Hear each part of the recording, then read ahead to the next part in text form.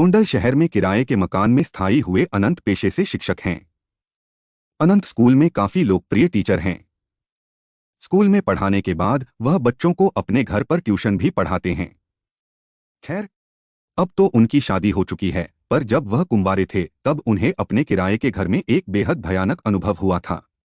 एक शाम जब वह अपनी आराम कुर्सी पर बैठकर सुस्ता रहे थे, तभी अचानक उनकी अलमारी का दरवाजा अपने आप धड़ाम से खुल गया।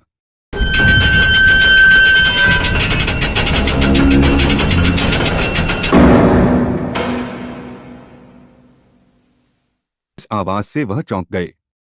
उन्हें काफी डर महसूस हुआ चूंकि उस शाम वहां कोई हवा नहीं चल रही थी और घर पर तो वह अकेले ही रहते थे। वह उठकर अलमारी का दरवाजा फिर से बंद कर कुर्सी की ओर जाने लगे।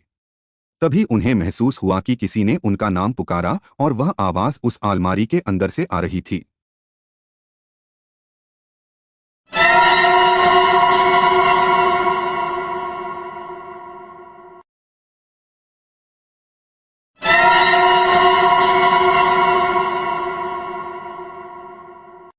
खौफ के मारे कांपते हुए अनंत थोड़ी देर वह अजीब नजारा देखते रहे। तभी अचानक अलमारी से गाढ़ा काला धुआं बाहर आने लगा। यह सब देखकर अनंत की चीख निकल गई।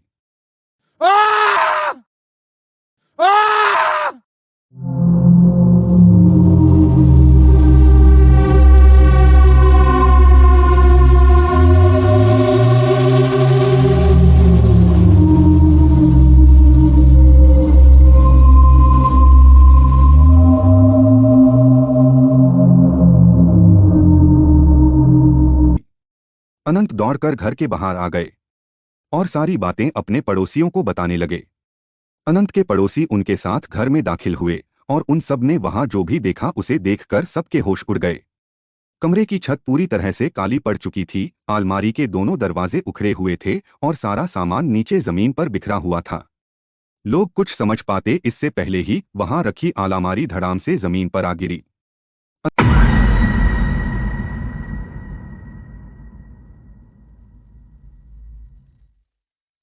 अनंत के साथ साथ अब सभी लोग इस भुता अनुभव से घबरा गए और बाहर की तरफ भागे। कुछ लोगों को भागते भागते एक चीख सुनाई दी, पर किसी ने पीछे मुड़कर देखने की हिम्मत नहीं की। इस खौफनाक अनुभव के कारण अनंत बुरी तरह बीमार पड़ गए और कुछ दिन के लिए अपने गांव पर अपने माता पिता के पास लौट गए। जब वो गोंडल वापस लौटे तो कभी उस घर में वापस नहीं गए और किसी और मोहल्ले में रहने लगे। क्या थी इस खौफनाक घटना की वजह? मोहल्ले में रहने वाले बुजुर्गों से पता चला मकान अंग्रेजों के जमाने की बनी एक हवेली को तोड़कर बनाया गया था। कहते हैं कि उस हवेली का मालिक बहुत क्रूर इंसान था और एक बार उसने अपने नौकर को जलाकर मार डाला था और उसकी अधजली लाश उस अलमारी में छिपा दी थी। मकान मालिक ने कभी वो अलमारी प्रयोग नहीं की थी, लेकिन अनंत राजनाथ के मांगने पर उन्होंने वो अलमारी उसे दे दी थी और शायद इसी कारण नौकर की आत्मा नाराज हो गई और ये खौफनाक डरावनी घटना घट गई।